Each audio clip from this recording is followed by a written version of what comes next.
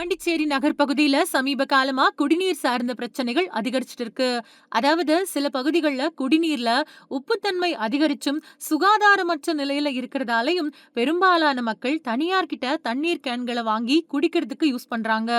இதனால கொஞ்சம் வருஷங்களுக்கு முன்னால அரசு புதுச்சேரியோட பல்வேறு பகுதிகள்ல குடிநீர் சுத்திகரிப்பு நிலையங்களை ஆரம்பிச்சாங்க. ஒரு தண்ணீர் கேன் நிரப்புறதுக்கு ரூபாய் நிர்ணயம் பண்ணாங்க. இதுல பலர் குடிநீர் வாங்கி பயன்படுத்தினாலும் பலர் தனியார் தண்ணீர் கேன்களை தான் வாங்கி யூஸ் பண்ணிக்கிட்டு இருக்காங்க. இதனால பல தண்ணீர் தொழிற்சாலைகள் அதிகரிச்சுக்கிட்டு இருக்கு. இதுல ஒரு சில போலி நிறுவனங்கள் தரமற்ற தண்ணீர் பாட்டில்களை சந்தையில விற்பனை செஞ்சுக்கிட்டு வர்றது தெரிய வந்திருக்கு. இந்த தரமற்ற தண்ணீர் பாட்டில்களால பல பிரச்சனைகளுக்கு மக்கள் ஆளாகிறாங்க.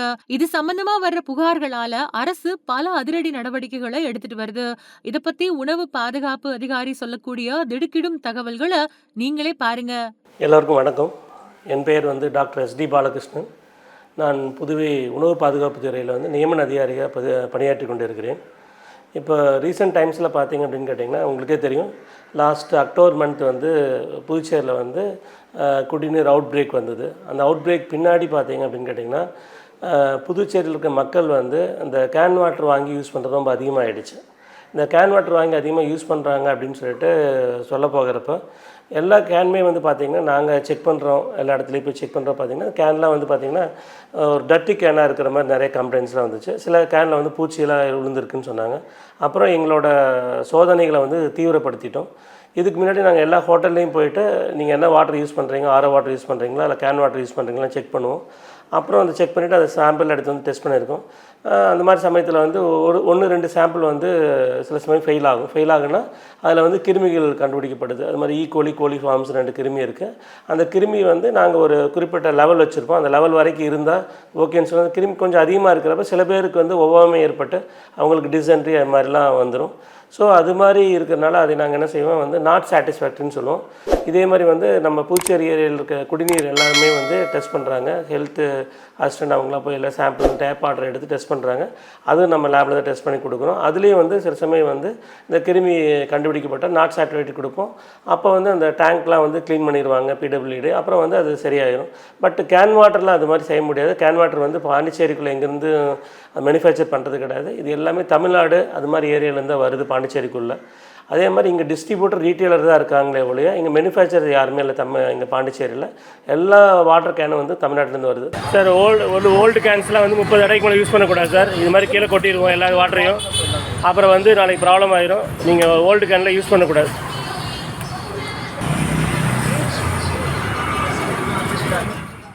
தண்ணீர் பாட்டில் இருக்கக்கூடிய குடிநீரை எப்படி யூஸ் பண்ணணும், எத்தனை நாள் வரைக்கும் யூஸ் பண்ணலாம், அரசோட அங்கீகரிக்கப்பட்ட முத்திரை இருக்கா, அது மட்டும் இல்லாம புதிய உத்தரவு படி குடிநீர் கேன் விற்பனையாளர்கள் செய்ய வேண்டியது என்ன அப்படின்னு பல வழிகாட்டல்கள் நெறிமுறைகளை அரசு வெளியிட்டு நடவடிக்கை எடுத்துட்டு வருது. இந்த பேட்ச் நம்பர் எல்லாம் வாங்கி போகிறப்ப வீட்டில் அவங்க நினச்சிருக்காங்க நீங்கள் சீல் போட வாட்டரே கொண்டு வச்சுருக்காங்க.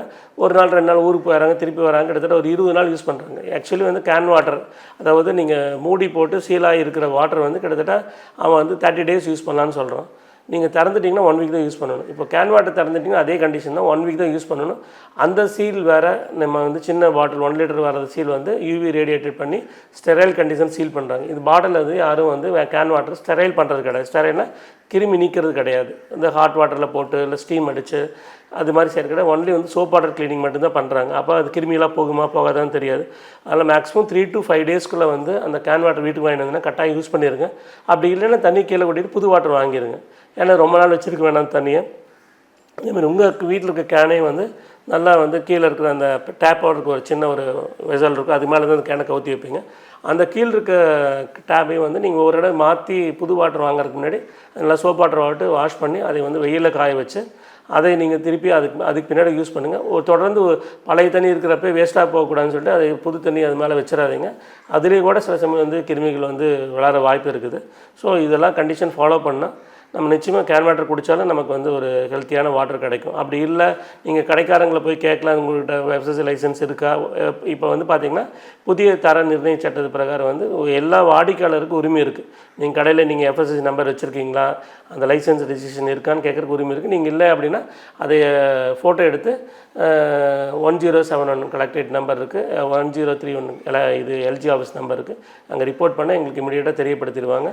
தெரியப்படுத்தினா எங்கள் ஃபுட் சேஃப்டி ஆஃபீஸர் உடனடியாக அங்கே போயிட்டு நாங்கள் அவங்க மேலே நிச்சயமாக ஆக்ஷன் எடுத்துருவோம். இதில் எந்த ஒரு மாற்று கருத்தும் இல்லை.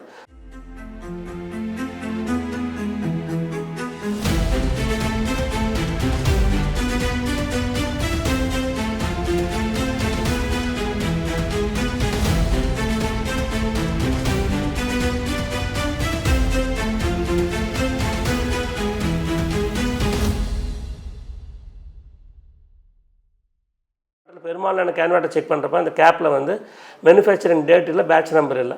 அப்போது நிஜமாலுமே கம்பெனி தான் வந்து அது அனுப்பிச்சிடறானா இல்லை இவங்க நடுவில் இடைத்தரகர் வழியாக வேறு மாதிரி வருதான்னு எங்களுக்கு தெரியறதில்லை. அதனால் வந்து இந்த சோதனை வந்து நாங்கள் ரொம்ப தீவிரப்படுத்தி பாண்டிச்சேரி உள்ள ஏரியாவில் எல்லாம் எடுத்து பார்க்குறப்ப இது மாதிரி எங்களுக்கு வந்து ஒரு 6 சாம்பிள் 30 சாம்பிள் 6 சாம்பிள் வந்து தரம் குறைவாக இருக்கிறது கண்டுபிடிச்சோம். அந்த கண்டுபிடிச்ச அந்த கடைக்கு போய் அங்கே இம்ப்ரூவ்மெண்ட் நோட்டீஸ் கொடுத்துருக்கோம்.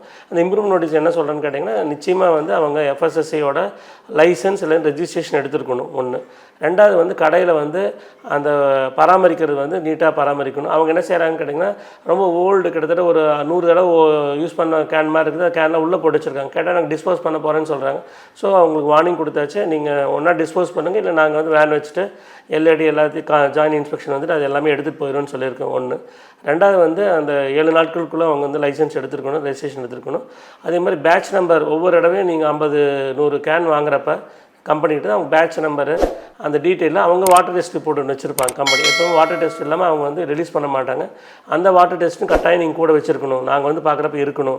அப்படி இல்லை அப்படின்னா நாங்கள் வந்து உங்கள் மேலே ஆக்ஷன் எடுப்போம். ரெண்டாவது விஷயம், சப்போஸ் இன்னொரு ரொட்டீனாக வந்து எவ்ரி மந்த் வந்து இது மாதிரி இந்த ஃபெயிலான கடைக்குள்ளே திருப்பி எடுக்கிறதா இருக்குது சாம்பிள்ஸ்.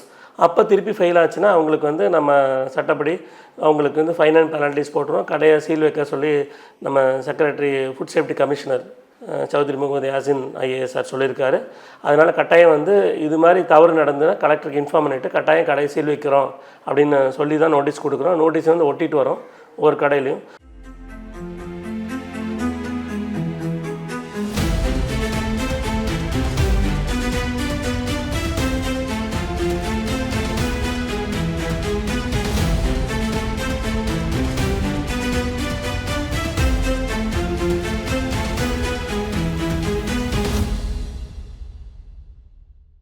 மேலும் இது நிச்சயமாக தெரியப்படுத்துகிற மக்களுக்கும் கடைக்காரர்களுக்கும் என்னென்னு கேட்டிங்கன்னா, புதுச்சேரியில் இதே போல் தமிழ்நாடு போலையே ஒரு ஸ்ட்ரிக்டான ஒரு 30 தடவை கேன் யூஸ் பண்ணுறேன்னு சொல்லிட்டு ஒரு அட்வைசரி கைட்லைன்ஸ் வந்து கொண்டு வர போகிறோம்.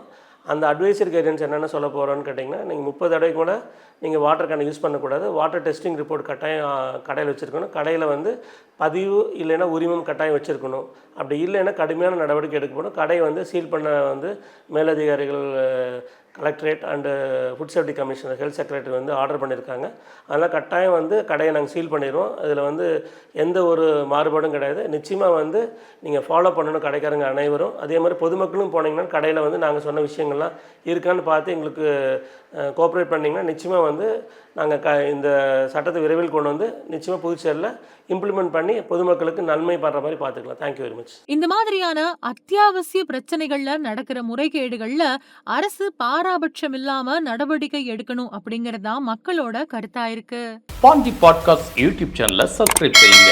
ட்விட்டர், ஃபேஸ்புக், இன்ஸ்டாகிராம்ல தொடருங்க.